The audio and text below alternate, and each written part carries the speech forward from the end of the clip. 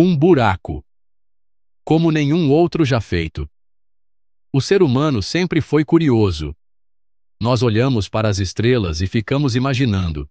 E também olhamos para o chão e ficamos pensando: o que será que tem debaixo dos nossos pés? Alguns cientistas soviéticos decidiram que precisavam saber de qualquer jeito.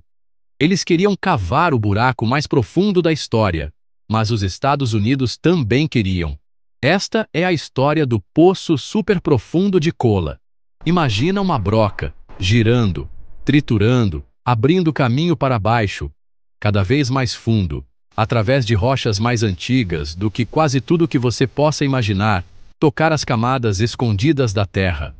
Mas conseguir isso não foi nada simples. Levou décadas. O buraco em si não é muito largo, algo em torno de 23 centímetros na maior parte do tempo. E por esse buraco, eles chegaram muito, muito longe. Quilômetros de profundidade, maior que o Monte Everest e Fossa das Marianas. Não era uma busca por ouro, nem diamantes, nem petróleo. Era uma busca por puro conhecimento e poder. Você já vai entender isso. O projeto começou num canto remoto da Rússia, em 1970. Então, por que cavar um buraco tão absurdamente fundo?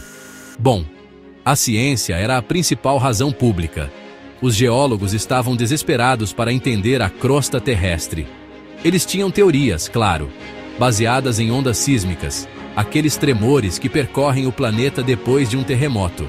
Essas ondas mudam de velocidade ao passar por diferentes materiais. Isso dizia aos cientistas que a Terra era feita de camadas, tipo uma cebola. Mas as ondas sísmicas são evidências indiretas. Os cientistas queriam amostras de verdade. O prêmio máximo era alcançar a descontinuidade de Mohorovičić, ou Morro, uma fronteira onde as ondas sísmicas de repente aceleram, sugerindo uma mudança no tipo de rocha. O projeto Kola não foi inicialmente planejado para atingir a Morro, mas o sonho existia. Aí tinha a questão da Guerra Fria. O final dos anos 50 e os anos 60 viram a corrida espacial. A perfuração profunda da Terra se tornou outra arena de disputa. Os soviéticos viram ali uma chance de ouro para passar na frente dos americanos, que tinham, digamos, comido poeira em tentativas anteriores. Perfurar um buraco com quilômetros de profundidade não é como cavar um poço no quintal de casa. É um pesadelo da engenharia. Os soviéticos usaram máquinas colossais, projetadas para perfurar rochas incrivelmente duras. O método principal era a perfuração rotativa, uma broca na ponta de uma longa coluna de tubos, chamada coluna de perfuração, vai triturando a rocha. Os detritos são então removidos por um fluido de perfuração, uma espécie de lama especial. A profundidade em si já apresentava problemas gigantescos. Imagina um fio de espaguete muito longo com quilômetros de comprimento. Agora tenta controlar a pontinha desse espaguete lá de cima. A coluna de perfuração podia torcer e envergar. Não estava perfurando um buraco perfeitamente reto. A Terra não é uniforme. Ela tem camadas de diferentes durezas. Então, era natural que a broca desse uma escapadinha do curso. Eles tiveram que desenvolver técnicas de perfuração direcional. Aí tem a pressão e o calor. Quanto mais fundo você vai, mais quente fica. A muitos quilômetros dentro da Terra, eles chegaram a cerca de 180 graus Celsius. Isso é quente o suficiente para causar sérios problemas para o equipamento de perfuração. Era como tentar trabalhar dentro de um forno industrial, daqueles de torrar. A perfuração em Kola começou oficialmente em 24 de maio de 1970. Nos primeiros anos, as coisas correram relativamente bem. Em 1979, eles ultrapassaram a profundidade do Poço Bertha Rogers, em Oklahoma. Nos Estados Unidos, com 9.700 metros, Kola era então o ponto artificial mais profundo da Terra, mas queriam mais. Eles usaram uma série de poços de perfuração. O principal, SG-3, é o que atingiu a profundidade recorde. Quando as brocas se desgastavam, toda a coluna de perfuração tinha que ser retirada, todos os seus vários quilômetros. Aí, uma nova broca era colocada, e tudo era baixado de novo. Esse processo podia levar muitas horas, até dias. Era um trabalho de muita paciência, quase artesanal, só que em escala gigantesca. A meta de profundidade inicial era de 15.000 metros. Em 1989, eles alcançaram 12.262 metros. Uma conquista realmente impressionante e ficaram nisso, o ponto mais fundo que já chegamos. O buraco foi lacrado para sempre. Então, o que eles encontraram lá no fundo, além de muita rocha pelando de quente? Bom, algumas surpresas bem interessantes, na verdade. Um dos maiores choques foi a descoberta de água. Em profundidades onde todo mundo achava que era impossível existir água. A teoria era que a pressão imensa espremeria qualquer espaço para a água. Mas as rochas de Kola eram fraturadas. E havia água ali, mineralizada. Essa água era antiquíssima. Depois vieram os fósseis, ou melhor, microfósseis. A profundidades de cerca de 6,7 quilômetros, encontraram restos perfeitamente preservados de plâncton microscópico. Eles tinham mais de 2 bilhões de anos. Encontrar vida, ou evidências de vida passada, tão fundo na crosta terrestre, não era algo que muitos previam. A própria rocha guardava surpresas. Os cientistas esperavam encontrar uma transição de granito para basalto por volta dos 7 quilômetros, mas não estava lá. Apenas mais granito, até o fim. E o calor ficou mais quente e mais rápido do que o previsto.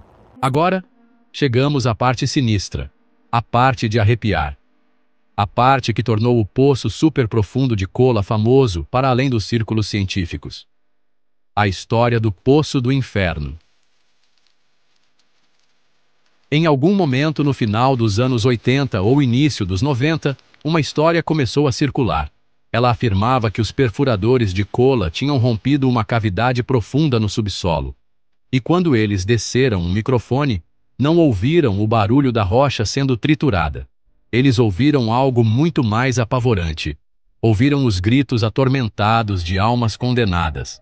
Milhares, talvez milhões delas, gritando das profundezas do próprio inferno.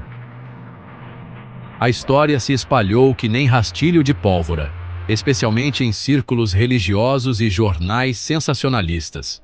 Muitas vezes vinha acompanhada de uma suposta gravação de áudio, uma paisagem sonora realmente horripilante de lamentos e gritos agudos. Algumas versões da história adicionavam detalhes ainda mais dramáticos. Que cientistas tinham visto figuras demoníacas, que uma criatura parecida com um morcego tinha saído voando do buraco, que o projeto foi imediatamente paralisado, em pânico total. Era coisa de filme de terror, daqueles de fazer você perder o sono. Então, e aqueles gritos apavorantes, eram reais?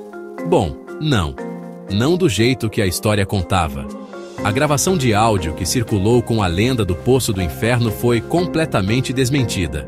Acontece que, de forma até engraçada, os sons do inferno eram muito provavelmente uma trilha sonora, inteligentemente editada e remixada. Alguns pesquisadores rastrearam partes dela até efeitos sonoros do filme de terror de 1972. Outros elementos podem ter sido vários efeitos sonoros repetidos e sobrepostos. Era um boato, uma farsa muito bem contada, muito eficaz, mas ainda assim, uma farsa. Não havia microfones captando gritos de um inferno subterrâneo. Os cientistas de Kola, claro, ficaram uma arara com essa história toda. Eles estavam envolvidos em pesquisas sérias e pioneiras. E, de repente, o projeto deles estava sendo retratado como um portal para a perdição. Isso ofuscou suas verdadeiras conquistas. Eles bateram o pé, dizendo que a história não passava de pura lorota. Não havia cavidades e nem demônios. O legado de Kola. Uma marca profunda na ciência. A perfuração no poço superprofundo de Kola parou oficialmente em 2008. O local foi abandonado. A enorme torre de perfuração, antes um símbolo da ambição soviética, agora enferruja na vastidão do Ártico. Um monumento solitário a um esforço inacreditável. Por que parou? Uma combinação de fatores. As temperaturas extremas tornaram o progresso quase impossível com a tecnologia da época. E aí tinha a questão do dinheiro. Ou melhor, a falta dele. Depois do fim da União Soviética, a grana para esses projetos gigantescos e puramente científicos, sumiu. O poço foi selado. A instalação de pesquisa foi em grande parte desmontada. Mas o legado de Kola continua vivo. Ele forneceu uma quantidade sem precedentes de dados sobre a crosta continental profunda. Mais de 12 quilômetros de amostras de rocha, os chamados testemunhos, foram extraídos. Essas amostras ainda são estudadas por cientistas do mundo todo. Elas oferecem uma janela única para a da história da Terra, para os processos que moldam nosso planeta. Kola desafiou muitos modelos geológicos existentes. Forçou os cientistas a repensar seu entendimento sobre coisas como a interpretação de ondas sísmicas, a natureza das rochas da crosta profunda e a presença de fluidos em grandes profundidades.